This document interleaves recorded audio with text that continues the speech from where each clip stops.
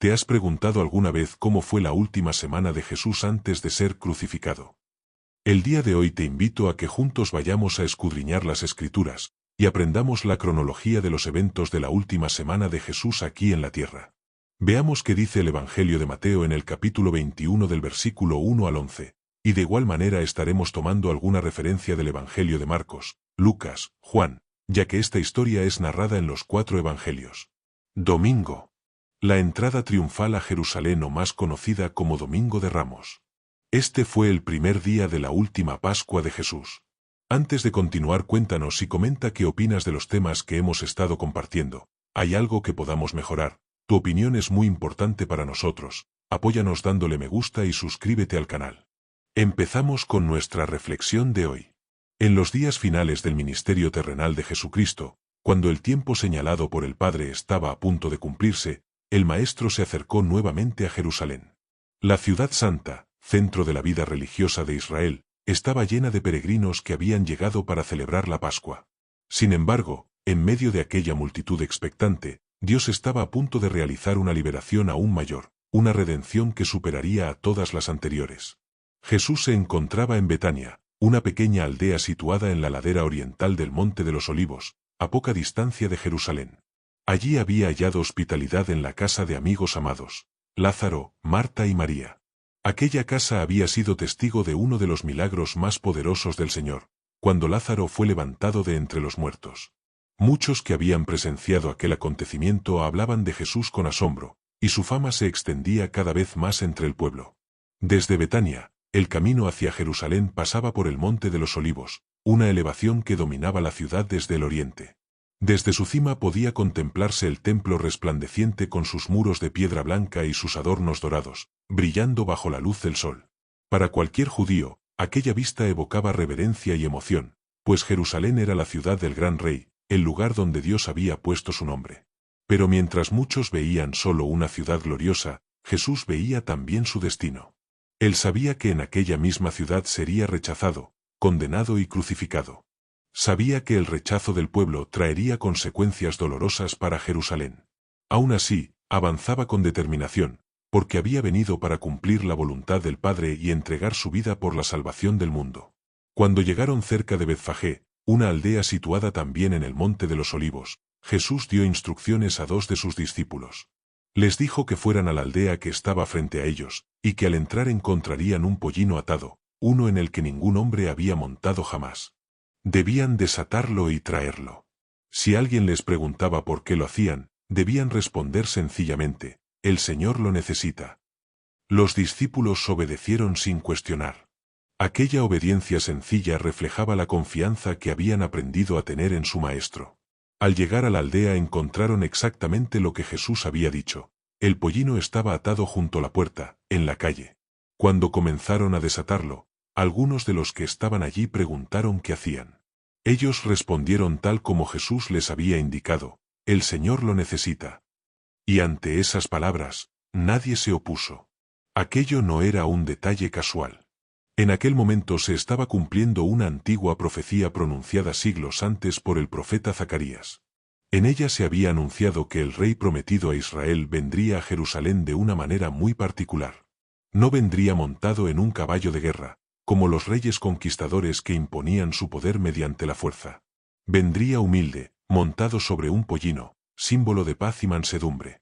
El profeta había dicho: alégrate mucho, hija de Sión, da voces de júbilo, hija de Jerusalén, he aquí tu rey vendrá a ti, justo y salvador, humilde y montado sobre un asno, sobre un pollino hijo de asna. Aquellas palabras habían permanecido durante generaciones como una promesa del Mesías.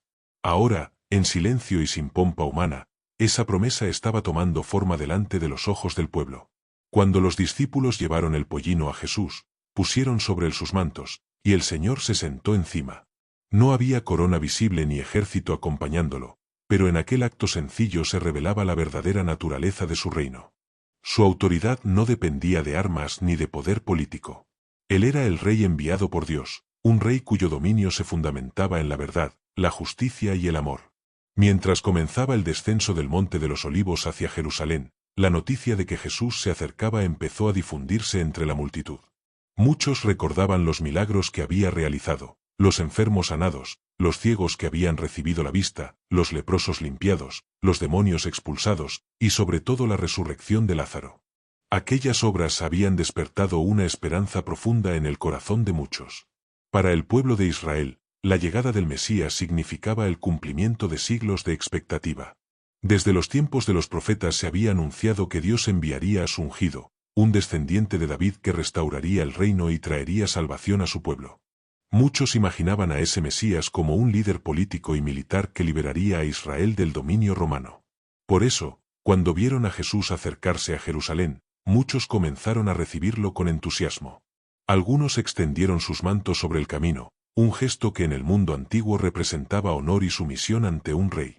Otros cortaron ramas de palma y las esparcieron en el suelo mientras avanzaba la procesión.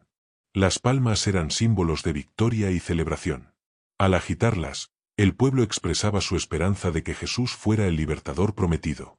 A medida que la multitud crecía, comenzaron a elevarse voces de alabanza y júbilo. Los discípulos, llenos de alegría por las obras poderosas que habían visto, también comenzaron a proclamar con fuerza: «Bendito el Rey que viene en el nombre del Señor, paz en el cielo y gloria en las alturas». Otros gritaban: «Hosanna al Hijo de David. Bendito el que viene en el nombre del Señor». La palabra hosanna tenía un significado profundo. Era una expresión que combinaba alabanza con súplica. Literalmente significa «sálvanos ahora». Con esa palabra, el pueblo reconocía a Jesús como el enviado de Dios y al mismo tiempo pedía la salvación prometida. El camino desde el Monte de los Olivos hacia Jerusalén se llenó de voces, cantos y aclamaciones. La multitud caminaba delante y detrás de Jesús, creando una escena que recordaba las celebraciones de los antiguos reyes de Israel. Sin embargo, en esta ocasión el rey no venía con armaduras ni con soldados. Venía con mansedumbre, sentado sobre un pollino. En medio de aquella celebración, algunos observaban con incomodidad. Entre la multitud estaban también fariseos y líderes religiosos que veían con creciente preocupación la influencia de Jesús sobre el pueblo.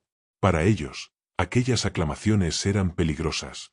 Temían tanto la reacción de las autoridades romanas como la pérdida de su propio poder religioso. Por eso algunos de los fariseos se acercaron a Jesús y le dijeron: «Maestro, reprende a tus discípulos». Con aquellas palabras pretendían silenciar las proclamaciones mesiánicas que estaban resonando en el camino. Pero la respuesta de Jesús fue profunda y reveladora. Él les dijo: «Os digo que si estos callaran, las piedras clamarían». Con esa declaración, Jesús afirmaba que lo que estaba ocurriendo no era un simple entusiasmo popular. Era el cumplimiento del propósito de Dios. La creación misma habría dado testimonio si los hombres hubieran guardado silencio. La entrada de Jesús en Jerusalén no fue un accidente ni un momento improvisado. Era la presentación pública del Mesías ante su pueblo. Durante gran parte de su ministerio, Jesús había evitado proclamaciones abiertas sobre su identidad mesiánica, porque su hora aún no había llegado. Pero ahora el momento señalado por Dios había llegado. Aquella entrada triunfal marcaba el inicio de la última semana de su vida terrenal. Era una proclamación simbólica pero poderosa: el Rey prometido estaba entrando en su ciudad. Mientras la procesión descendía por el Monte de los Olivos y la ciudad se extendía ante ellos, algo ocurrió que reveló el corazón del Salvador de una manera profunda. Al ver Jerusalén, Jesús se detuvo y comenzó a llorar diciendo: «Jerusalén, Jerusalén, que matas a los profetas, y apedreas a los que te son enviados. ¿Cuántas veces quise juntar a tus hijos, como la gallina junta sus polluelos debajo de las alas, y no quisiste?» En medio de los gritos de celebración y alegría, el Mesías lloraba por la ciudad. Sus lágrimas no eran de temor ni de debilidad. Eran lágrimas de compasión y dolor espiritual. Él sabía que la misma ciudad que ahora lo recibía con entusiasmo pronto lo rechazaría. Sabía que muchos de aquellos que gritaban Hosanna no comprenderían el verdadero propósito de su misión. Con profunda tristeza dijo palabras que revelaban el destino que aguardaba a Jerusalén: «Si también tú conocieras, a lo menos en este tu día, lo que es para tu paz. Pero ahora está encubierto de tus ojos». Jesús veía más allá del presente. Sabía que el rechazo del pueblo conduciría a consecuencias devastadoras. Profetizó que vendrían días en que los enemigos rodearían la ciudad, levantarían barricadas contra ella y la destruirían. Aquella profecía se cumpliría décadas después, cuando Jerusalén sería devastada por los ejércitos romanos. Pero en ese momento, mientras contemplaba la ciudad desde el Monte de los Olivos, el corazón de Jesús estaba lleno de compasión. Él había venido precisamente para traer la paz que Jerusalén necesitaba, una paz que no dependía de circunstancias políticas, sino de la reconciliación con Dios. Sin embargo, muchos no reconocerían el tiempo de su visita. A pesar del dolor que sentía, Jesús continuó su camino hacia la ciudad. La multitud seguía celebrando, extendiendo mantos y ramas en el camino mientras proclamaban bendiciones sobre aquel que venía en el nombre del Señor. De esta manera, el Rey prometido entró en Jerusalén. No entró como un conquistador humano que impone su dominio por la fuerza. Entró como el siervo humilde que venía a entregar su vida por los pecadores. La multitud veía una coronación, Dios veía el comienzo del camino hacia la cruz. En aquella entrada triunfal se revelaban dos realidades profundas. Por un lado, el cumplimiento perfecto de las promesas proféticas que Dios había anunciado siglos antes. Por otro lado, la ceguera espiritual de muchos que no comprendían plenamente la naturaleza del reino que Jesús venía a establecer. El Mesías había llegado a su ciudad. El Rey estaba presente. Pero su trono no sería levantado por manos humanas, ni su corona sería de oro. Su reino sería inaugurado mediante el sacrificio, el amor y la victoria sobre el pecado y la muerte.